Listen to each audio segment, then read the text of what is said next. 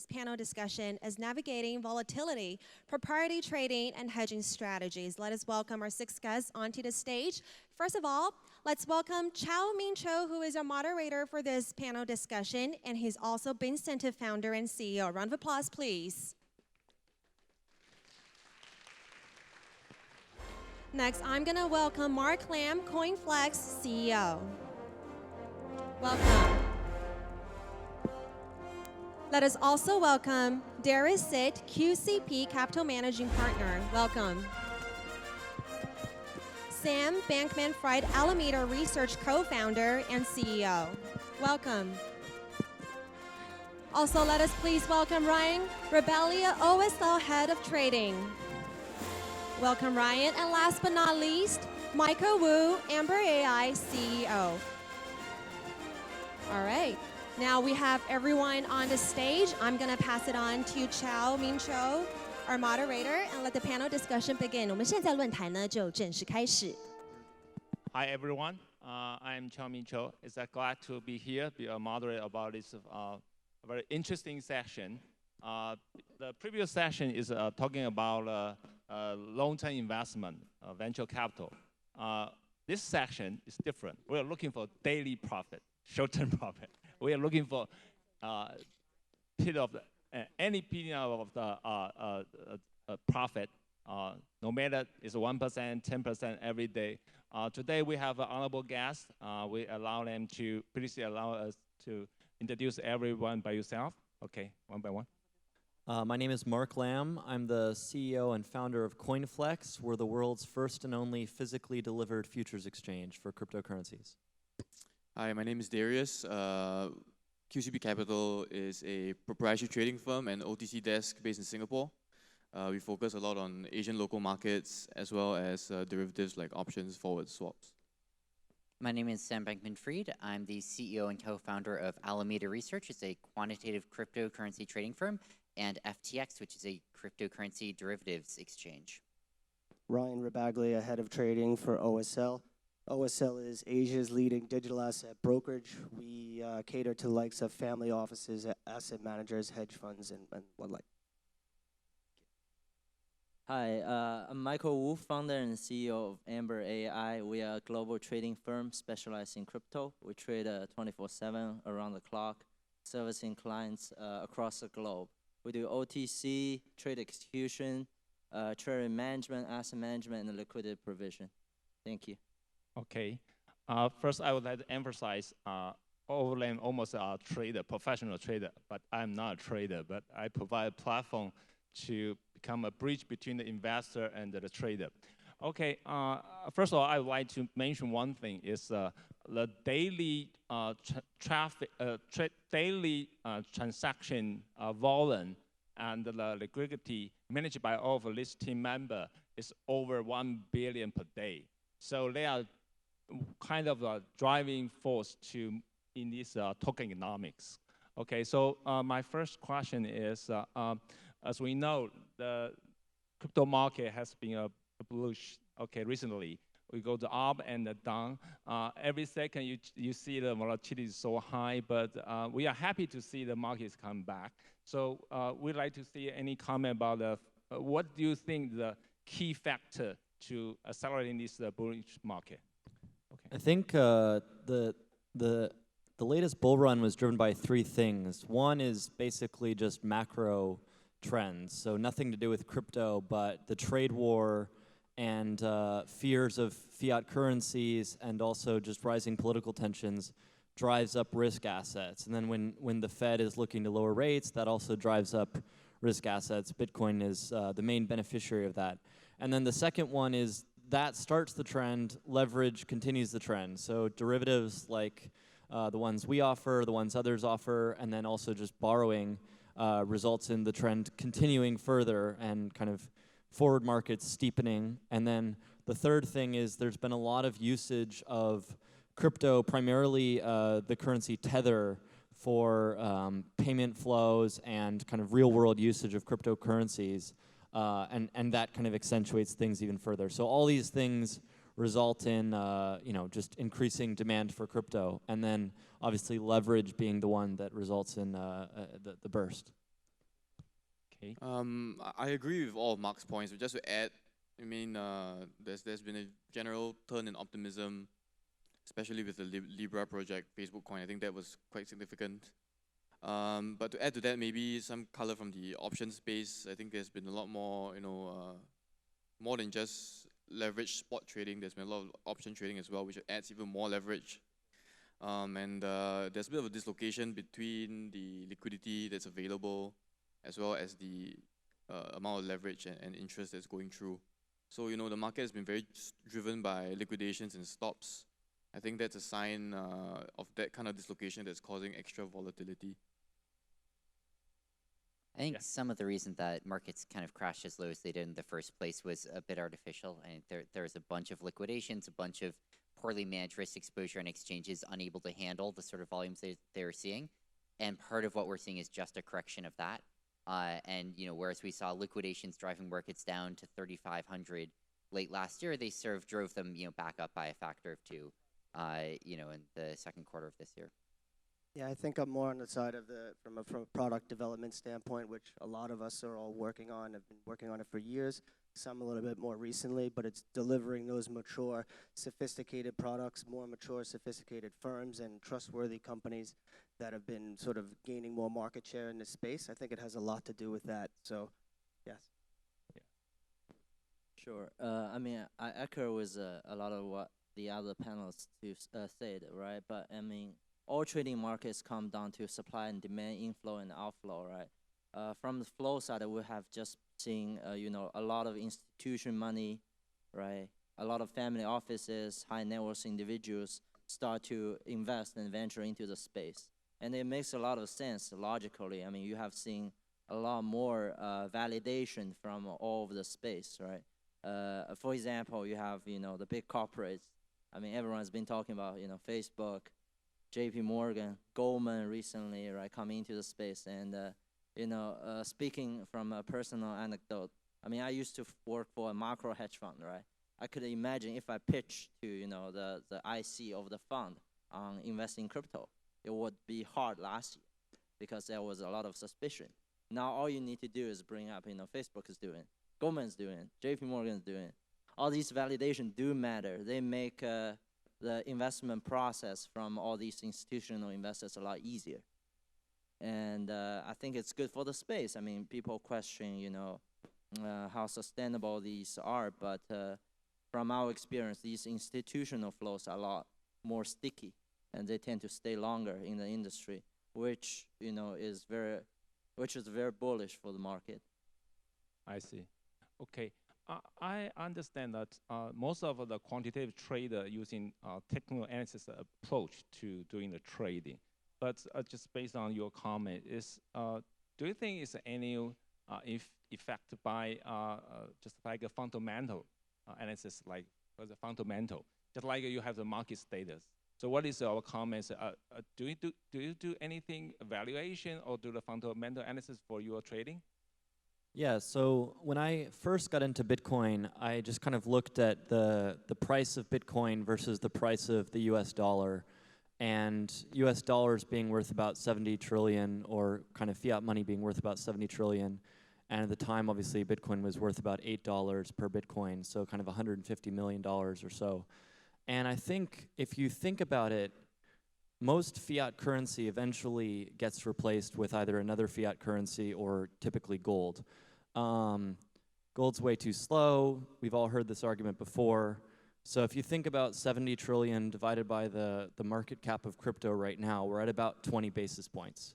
So the way I think about Bitcoin and the way I think about crypto is just 20 bips. And it's just a question of when the market's going to go up that 500x versus where we are today. And whether it's going to take 5 years, 10 years, or 30 years. But it's obviously, it could be something else. It could be gold. It could be another version of fiat.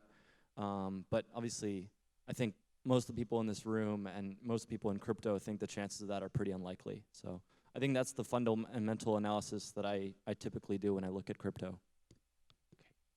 Yeah, I mean, I think the question of fundamental analysis in this case is about the spot, Bitcoin spot or Ether spot, right, or any other token for that matter. But if you're looking at trading derivatives like options or forwards, the intrinsic value comes from the volatility. So it doesn't it doesn't really matter what the I mean, it does matter what the fundamentals are, but we are trading on the volatility of the product rather than the intrinsic value of Bitcoin. So that's one thing, right? And then you're looking out not for fundamentals in terms of the value, but what we all look at as well is about structural inefficiencies in the space. You have spreads between futures and spot, and other various types of inefficiencies that come from like a lack of infrastructure and different types of term structures, right? So and especially in a space where there's no real interest rate, there's a very huge inefficiency, and a lot of opportunities come from the lack of centralized interest rates, right? And the fact that it's dispersed creates some alpha. Yeah, I think one interesting thing is, if you look at a sort of typical equity, you can think of an investment as buying, the total future dividend stream of that company plus whatever assets are left over, and that if a company crashes for no reason, you can just buy it and collect all of its dividends forever and make money. Obviously, you would have to just hold that investment for a very long time. But I think that, with a lot of companies, it's pretty clear what's tethering the price of the equity to the price of, the underlying business. And I think with crypto, it's like quite a bit harder of a question. Should Bitcoin's market cap be 100 billion? Should it be 50 billion? Should it be 1 trillion? I think it's quite a hard question, and it means that even if there's sort of a stupid reason that crypto moves, like it's not necessarily gonna kind of come back, which makes fundamentals-based investing for most coins quite a bit harder. Now, you can do it for some things. If you look at exchange tokens, those are examples of assets where no, they are sort of in some sense tied to their underlying business. But for something like Bitcoin, I think it's quite hard. All of that being said, sort of in line with some things that Mark gestured towards, like you can try and think about, I don't know, should the cryptocurrency industry be worth more or less than the fiat currency of some given country, and think about which is going to have more impact on the world, like Bitcoin or Malaysia's currency. How about, I don't know, Iran's currency or Estonia or the euro, and you can kind of come up with from some very, very, very broad estimates based on that of like about what a reasonable price of a Bitcoin is. I don't know, when I do this, I get an extremely wide range, but anywhere between a few thousand and like 100,000, I think is plausible, which is, it's not that helpful, but at least it's something, gesturing in the direction of like, what's the fundamental value of this asset class, and does the current, pricing and market cap reflect that? I think that's what makes this space exciting too, is that there's so many different opinions. We could be debating this till we're blue in the face. What is the fundamental value of this entire space that we're living and working in? Is it reflective of the gold market? Is it reflective of the entire FX market? So, I mean, I think if you're talking about bull market runs and essentially pumps in the market, then there are a lot of traders that do use technical analysis. Whether you agree with it or not, or just merely see it as a psychological thing, then of course, then there is some merit in that. But I think you see it a little bit less as time goes on and on. You do see it in your shit coins, of course. There's people charting. The TradingView guy was just here on stage, so people use that aplenty, and people follow that. So there is some merit in saying that there is price being driven by those types of analytics. This question is quite interesting to us because we have two sides of the businesses, right? On our buy side business, which is purely algorithmic, we really try to not incorporate any fundamental information because they're usually delayed. Our trading is very high frequency. It's not very useful, to say the least. But on the other end, on the client-facing client services business, right, we do look at a lot of those, whether you call them fundamental analysis or more appropriately peer analysis, right? We do look at when we service, say, a project, right, in providing the liquidity, facilitate the token trading, right? We do look at what's a similar project, right? What's how did they do their raises before, right? And under a similar market condition, they probably their total floating market cap probably should be in the same neighborhood at least, right? So this kind of analysis does help. I mean, it can get interesting if you really look down to, the community numbers, how many Telegram users are there, but, these numbers are more easily manipulated and a lot of times provide less value. I see. So I really appreciate all of your comment. So I know most of you are a trader. Okay, maybe many of our audience would like to know what is your trading strategy or the methodology to deliver quality of the trading performance to maximize the return, minimize the risk. I'd like to hear some comment from him. Yeah. I'm an exchange, so I'll leave that to these guys. Yeah. For us, we focus a lot on derivatives. You know, so I think a lot of it comes from very market neutral, directional neutral strategies. And like I mentioned earlier, we look a lot at structural inefficiencies. The funding in crypto is very interesting. I think that's been a very consistent alpha provider. Again, because you have interest rates, implied interest rates in the space that are like crazy, right? Like the rates that you get in the country when there's a war, and it stays there for a long time. These kind of trades, a bit of no-brainer trades, but it's about having a balance sheet and everything as well. So trades like the funding rates, which reflect some kind of inefficiency, as well as volatility trades, which as you can see in the past few days, Bitcoin has been insanely volatile. That's something that we look at very closely because there's a bit of a mispricing in the option space as well. Given that it's not you shouldn't be valuing it traditionally, so the options tend to get mispriced, and from there you can create some alpha as well. I think that we try and cast a pretty wide net in terms of quant trading crypto. We're trading on 30 plus venues, trading about $1 billion a day. And we also have an OTC business. And because of that, what the majority of our trading looks like is very, very reactive to what markets look like. And so, we've gone through months where we're just basically doing entirely interest rate trading, kind of like what Darius said. We went through a month-long period where we basically did nothing but stablecoin trading. So currently, crypto just went through a stablecoin phase. Went through a month where Ripple was a lot of what we were trading.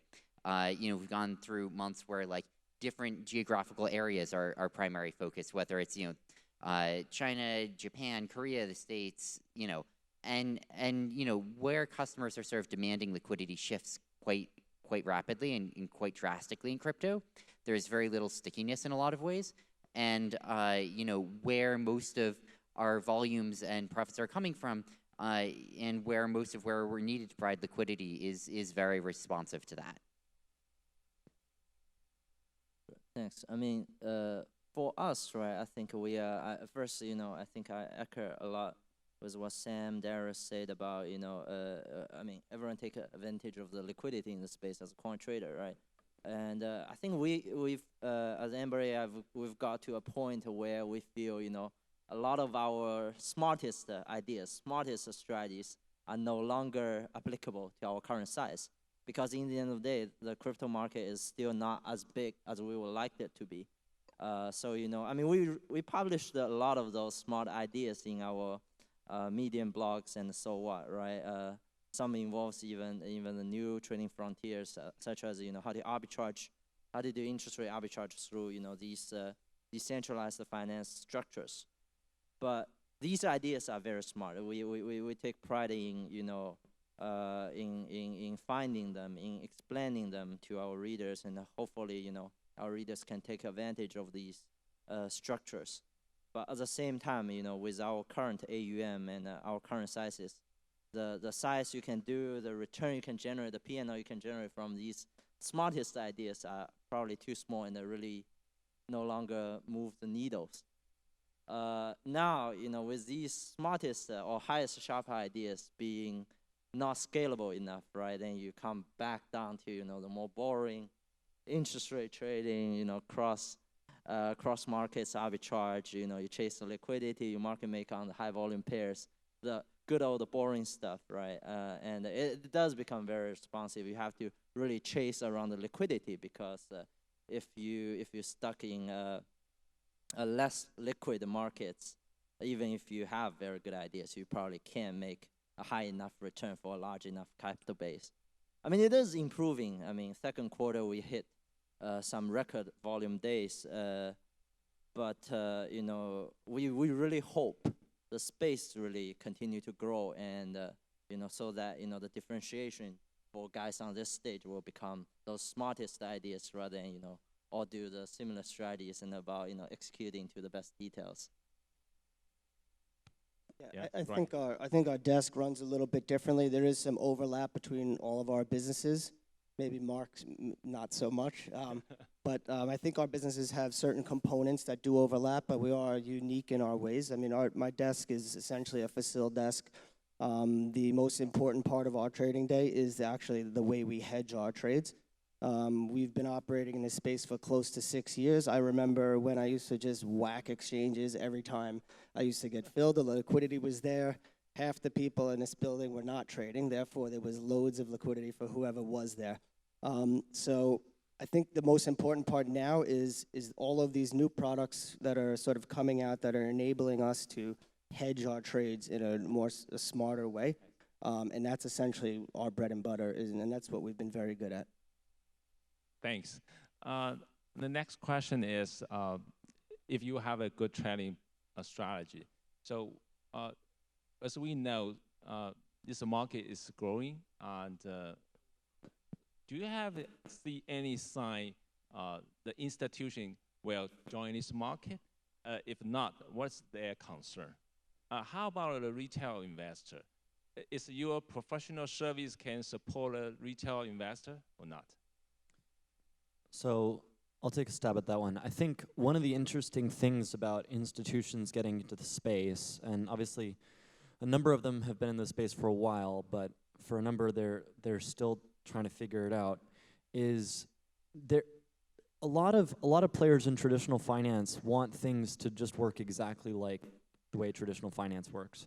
And there's a lot of players that are trying to get regulated in the same exact way, but they're coming up to a number of hurdles, whether those are regulatory or just the fact that crypto is a global market and some of these players are trying to offer things that are only in one jurisdiction. It makes it very unattractive for liquidity and for a lot of liquidity providers and where the liquidity goes. And so I think the institutions that have been able to do well in many ways are the crypto native institutions. So the people on this panel and traditional institutions that have been able to jump into crypto in a crypto native way and have said we're willing to go all the way into the swimming pool, and we know that things are going to be different here. We know that there's going to be some challenges. We might have to be 24/7. We've only ever had to be 24/5 or even less than that. They have to get comfortable with stable coins, understanding Tether, a lot of these things that are just completely unused to in the traditional space. And to your second question, yeah, we absolutely support retail. Big fan of retail customers, and crypto. The advantage of crypto is that the markets can be traded by anyone, whether they're a big player or a small player. So that's our view on it. Just to answer one part of your question as to what are institutions concerned about, I think a lot of traditional finance or traditional institutions are very concerned about the product itself.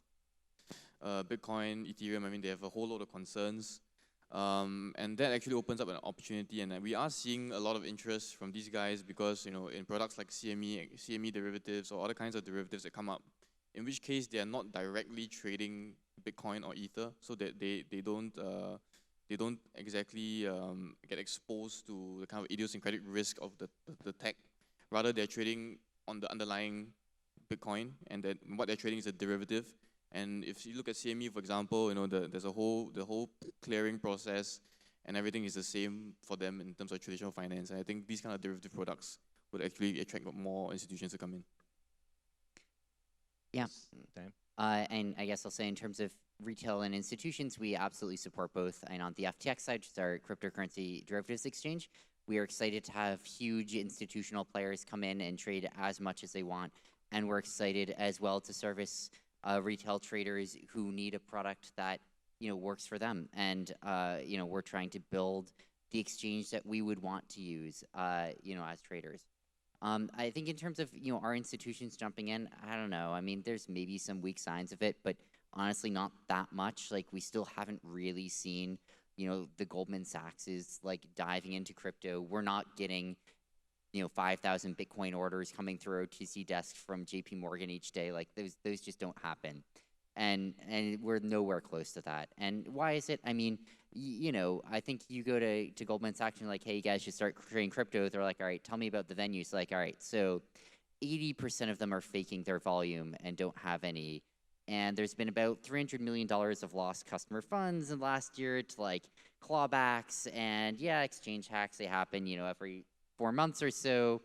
And I think you just like look at the guy you're talking to, his face, and he's like, what the hell are you doing? Like, why are you bringing me this? Like, there's no way in hell that we can like trade this asset class. And then you're like, all right, well, you can trade on, you know, these sort of very regulated US exchanges, but they have no volume, they have no liquidity, they also have no margin. It's incredibly capital intensive. They only trade a small subset of coins. And you know, the infrastructure, the secondary market infrastructure in the space is really not where it would need to be for institutions to jump in. Yeah, same for me. I mean, I think we've been answering this question since 2017 panels. Last year, we answered it on 5 different panels. This year, well, I'm sure we're going to answer it again next year. The institutions, I don't see them really coming. Okay. There really is nothing coming. As Sam put it, I'll probably be even a little more harsh and say they're super far away. Although we did build our business out to support that, therefore we do not neglect retail, because those ultra high net worths that are still considered retail are a huge part of our business. We don't have those 5,000 BTC orders come from JP Morgan. And we're fine with that for now, because as everyone knows, the retail business can't be ignored, and it's probably one of the greatest businesses out there. So what will be that game changer? Once again, 3 years of panels, same thing, regulation, custody, everyone's been talking about it forever. Those will definitely be the things that will get them over, but ultimately, it's just going to wind up being time. Like, I really think that's it. You can't pinpoint exactly one thing where they will be starting to come over the fence. I actually have a slightly more optimistic view on the whole institution thing, because among our clients, we do see very encouraging signs. I mean, there are some surprisingly large institutions actually already involved in cryptos and trading with us, including, you know, some of the biggest funds in the world, some of the biggest traditional corporates in the world, right? And I mean, they might be low profile in their activities for now, but I mean, I think all they wait is, you know, exactly some of the infrastructure, right? I mean, Fidelity hopefully, you know, comes out with a custody solution very soon. You know, all the banks with issuing their own token. I know it's very different from the real crypto at this stage, but you know, anything on that front is encouraging, right? And for us on the retail, everyone knows crypto is a predominantly retail space, but I mean, for us, right now, Amber AI, our clients are mostly institutions, you know, family offices, high net worth. We haven't been able to really reach the real retail clients yet, and part of it is just capacity. I mean, it's a very different skill set from running a trading or technology firm, right? I mean, among our almost 80 employees, we don't have a single customer support. But at the same time, you know, this space, in the end of the day, a lot of the real liquidity come from these retail users, retail traders, retail investors. So that's why, you know, we also love to work with, you know, exchanges, you know, platform like Bincentive, you know, to at least indirectly reach and service the end retail users. And I mean, in the end of the day, I mean, all the trading firms, right? All the profit-seeking trading firms are only in the space because, honestly, there are retails. If it's all, you know, if it's a all institution, you know, all trading firm kind of market, I don't think you know, we'll be as excited as we are about it. Really appreciate all of your comment. So my final question is: everybody that talking about Facebook Libra project, what from a traders or professional or exchange point of view, what is the short-term and the long-term impact you are looking for it from this kind of global stable coin development? Well, I think we just saw the short-term impact, which was the price of crypto went up. The long-term impact is that if it succeeds, if they're able to launch this, which still remains a question, but if they're able to launch Libra, then potentially hundreds of millions or even billions of users around the world will be able to get familiar with the user experience and UI quirks and advantages of cryptocurrencies. What they'll miss is the ultimate advantage, which is that a cryptocurrency is decentralized and has, usually, at least the most attractive ones, Bitcoin ones, a limited supply. So it's like giving someone a taste and then taking away the full meal away from them. There's going to be a lot of people that are very hungry for the real thing. I think the Libra, I'm not sure how it's going to be structured, but as a stablecoin, it's not the first stablecoin around. We've seen the impact of other stablecoins, USDT, USDC, TUSD, PAX, and the impact has been huge. So especially in Asia, where you have a whole region of countries with capital controls, and in parts of Asia that we focus on, it becomes a fiat gateway. These guys who have trouble, moving money around. Crypto, the fundamental value of it becomes monetary mobility for them. And the adoption of this is very, very strong. I mean, if you go to Hong Kong, some money changes, you can trade Tether on the spot physically, right? This kind of adoption is very, very deep, right? And so I think the Libra token might move this utility of monetary mobility, not just in Asia and countries with capital controls, but make it sort of a global thing. Yeah, and I think stablecoins have been absolutely huge for crypto, as Darius and Mark said. Like, if you don't have them, then sure, you've got these coins that can move around the world in 10 minutes. But if a wire transfer still takes 3 days to get in and out of the country, it limits the utility of it. And being able to basically have a fiat-like instrument that you can send across the world in 10 minutes is super valuable. And it enables a whole host of things, from exchanges not each individually have to negotiate a deal with banks to support fiat, to general secondary market friction reductions, to people being able to store their wealth without having to go in and out of banks every time. In terms of specific ones, I sort of think less is more here, and that there's like a few very, very key components of a stablecoin. Basically, that's that you can create it and redeem it for $1. That's sort of the whole thing. And the most important thing is you really nail that.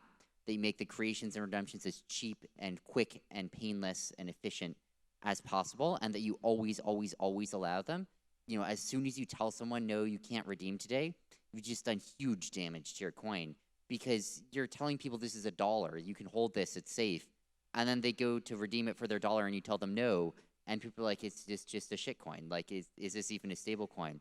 And I don't know, I think other features like trying to combine many currencies into one, I kind of don't get it, to be honest. And maybe there's some brilliant play Facebook's making here, there might be, but like, to me, it just sort of seems like it makes it hard, like more annoying and harder to create and redeem it if you have to do it in like 4 different currencies.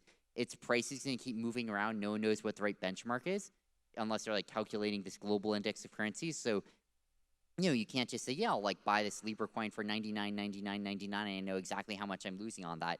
You have no idea. You're buying it for like $3.28. You're like, I don't know, is that a good deal or a bad deal? Like, who knows? I have to go look up the price of lots of currencies first.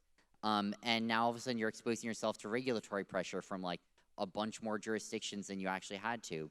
And it just seems like it makes the whole thing more clunky and complicated, and I think I just don't understand what problem they're trying to solve with it.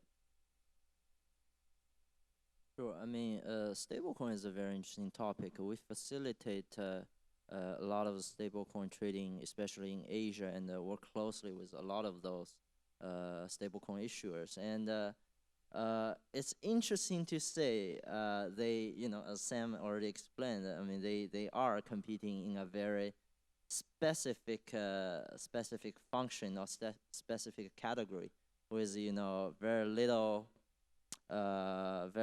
flexibility in terms of what they can do, right? Because the function itself is very straightforward. It is important, though. I think they do serve a strong purpose in this space, given the volatility of the asset class, given the still somewhat difficulty in getting in out of crypto from fiat. So they do serve a very important purposes, but the race is still open. But in the end of the day, I mean, we will probably see most 1 or 2 winners survive and take up most of the market shares. And before that, it's always good for trading firms like ourselves. Before that, you have the volatility even in the stable coin and those trading opportunities. And by trading them, by facilitate those trading, we do generate some returns as well. But in the long haul, right? Eventually, I think the real winners will just serve the purpose, and the rest of them probably will fade out. Okay, Ryan. Yeah, I think Libra is an interesting experiment, if we want to call it that. Like Mark said, it's just not the decentralized object that we were hoping to be delivered to us, but I do think it does or will serve an important purpose as far as bringing more global recognition to just digital assets in general, which is what we're all here for, to get rid of that dirty cash in your pocket finally. So I do think that there could be some purpose there. As far as its competitive nature with other stable coins, all of our businesses operate here in Asia. We all know the importance of USDT for all of our businesses. It's a huge volume push for us every day, every month. Our numbers are astronomical through USDT. Of course, other competitors in PAX, TUSD, and whatnot. Will there be one final one standing in the end? I don't know. I would hope so. I would think there should be. But in the meantime, it's good for all of us traders. Okay, I totally agree over your comment, and really appreciate of your opinion about 5 questions. I believe crypto trading is very important in this tokenomics. It becomes a pumping power to generate a moving force to let this economic to move above. Okay, really appreciate over your comment. So let's just finish the panel today. Thank you. Thank you, Mr. Cho, and all the distinguished speakers on stage. 再次谢谢今天我们所有的语坛。